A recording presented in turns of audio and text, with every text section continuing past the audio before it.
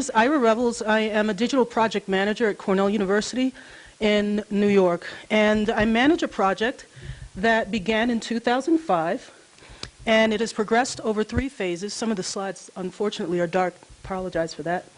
The project progressed over 3 phases, with the first phase beginning in 2005. The idea was to train a cadre of library and information technology staff to digitize collections. Historically black colleges and universities in the United States, there are 103 of these institutions. In 2002, they all met for the library staff at those institutions met for the very first time to form an alliance. One of the recommendations in my paper is that the various African universities and colleges literally across the continent develop some kind of similar entity. This really helps with governance issues around digitized collections. Historically black colleges came about because of states that excluded blacks from higher education, and as a result of a government act, they were created. Some of them were founded by individuals who had fought in the Civil War. Blacks, some of them were founded by white military folks who were in the Civil War. But generally, these colleges and universities are thriving still and are part of the Alliance. The Library Alliance is a consortium that promotes collaboration of information professionals and excellence in library leadership. Mainly what they do is they provide training for librarians at historically black colleges. They help these librarians advocate on behalf of their libraries and archives. How I came to participate in this project was having an idea and taking that idea to the Mellon Foundation, which is based in New York. To date, the Mellon Foundation has supported this project in over $1.2 million in grants. I've written those proposals along with a couple of colleagues at Cornell University Library, and always in collaboration with the leadership of the historically black college and university libraries. One of the beautiful things that they were able to do in order to sort of set the framework for digitization was to create a values statement that was adopted by all members of the organization in approximately 2003. And so the value statement has 5 points. They deal primarily with, first and foremost, the protection of assets, preservation and access, partnerships and collaborative relationships, ownerships and rights management, which is, of course, very important to you all here. That, of course, deals with intellectual property issues, the quality control and standardization of digitization practices, empowerment, governance, and intra-relationships between and among the institutional libraries. Again, the initiative began in 2005. We started with 10 libraries, and those institutions were selected based upon their expressed interest in participating in the project, their willingness to be guinea pigs. What we wanted to do was create a proof of concept and say, if HBCU libraries can actually work together and cooperate to build digital collections, we can start by having them work on collections of items that they own, thereby circumventing a lot of the intellectual property and ownership issues that we might face with documents that perhaps they were unsure as to whether or not they own. So we're talking about documents that are the founding materials of these institutions. Charters, administrative documents, board reports, photographs that document the first graduating class, all of those kinds of things, as you can imagine. Unfortunately, this shows up a little dark. This is the first training class. We had 10 library staff who were paid for through the grant proposal. Those staff traveled to Atlanta, Georgia. Now imagine they're situated all over the southern region of the United States. Atlanta, Georgia was a common area where they could all get to easily. Traveled there. We did a 5-day workshop. So my job was to devise a training and curriculum so that those library staff could learn everything from the theory behind digitization, the arguments that they would need to make to their institutional administrators. Why preservation? Why is it necessary? Well, evidence. Obviously, these are records that your institution holds, and so we want to make sure that they're available into perpetuity. The second reason was, of course, that these institutions wanted to document their legacy and heritage and share it with the world. So we had a 5-day workshop, we had scanning labs, and we had discussions on project management, marketing, all of the kinds of things that one might experience during a digitization life cycle, okay? This is the web address of the digital collection. It is available since Valentine's Day 2007. The first iteration of the collection, 3,000 objects were made available. Currently, the digital collection contains well over 16,000 items that have been scanned by these staff.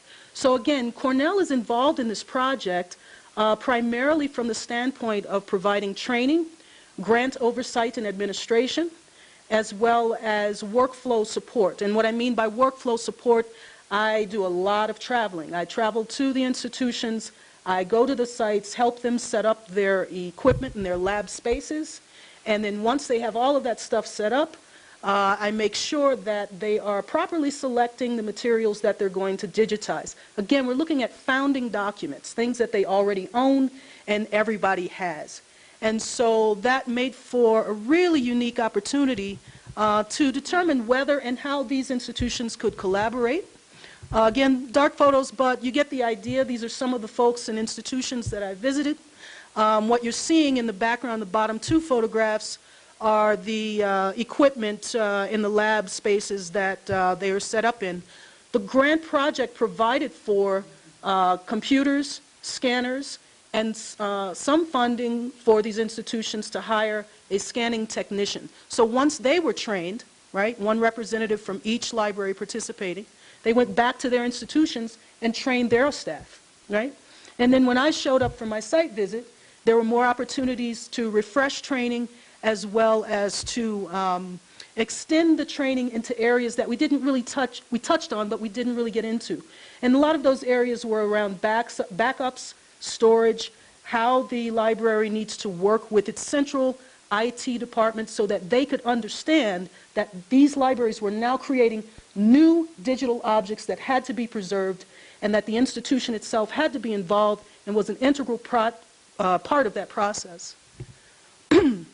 Now, I want to go into the second phase, so ignore this slide for just 1 second. So that was the first phase of the project, training, 10 libraries participating, proving that they could actually produce a digital collection. They did it. The second phase of the project began in 2007. And in 2007, we increased the number of participants by 10 libraries. We did another training in audio and video digitization for a select group of participants. And we also began developing a working model that could be extended to all 103 HBCU libraries. So the idea is that we start with a few, help them get up and running, and then they would in turn help others. So they would work with their peers.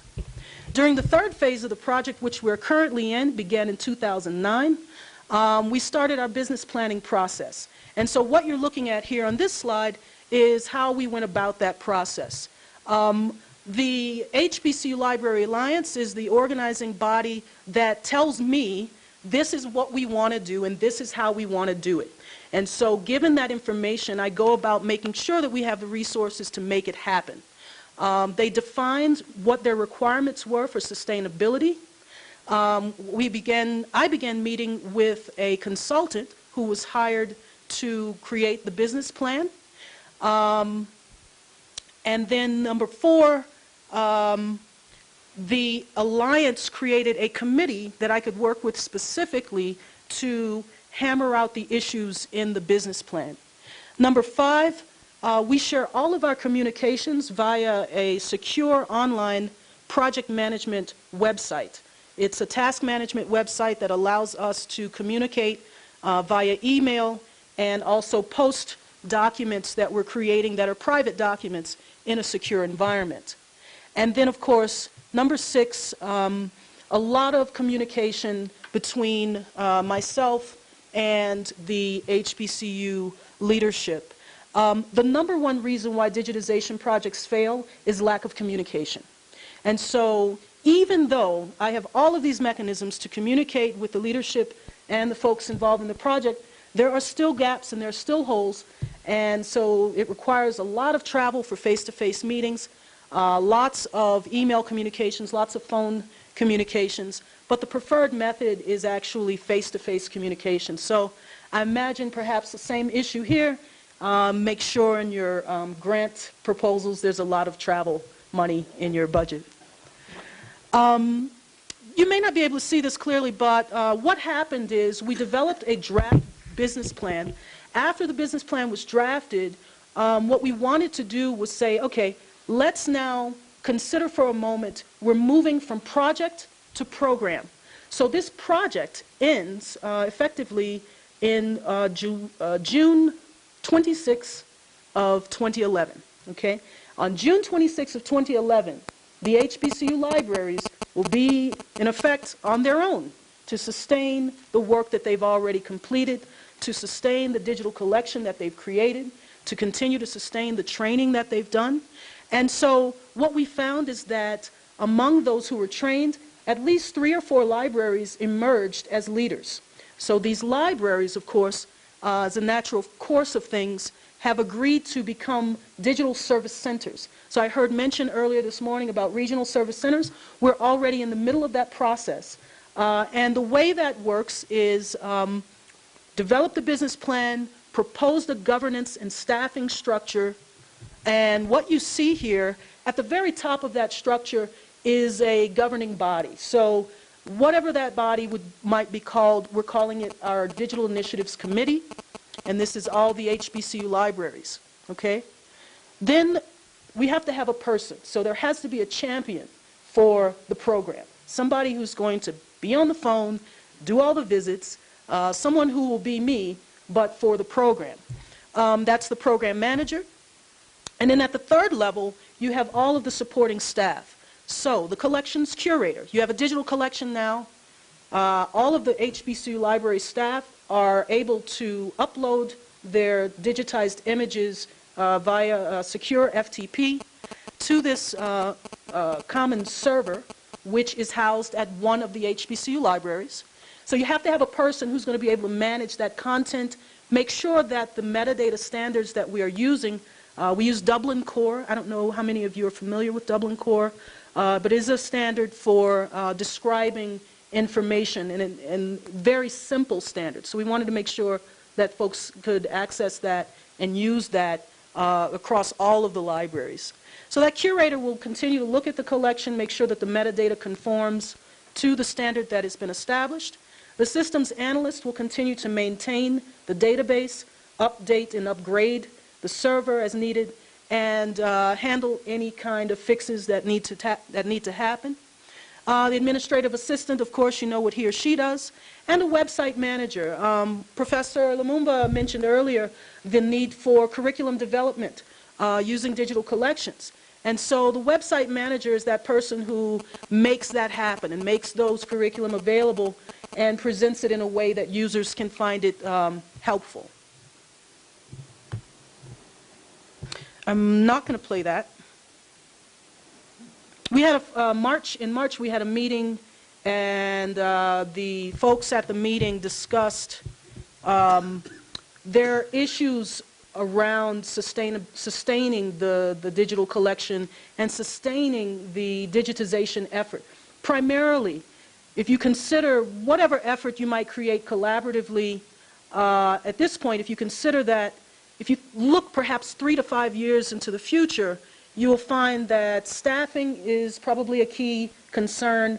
As people learn new skills, they often do what?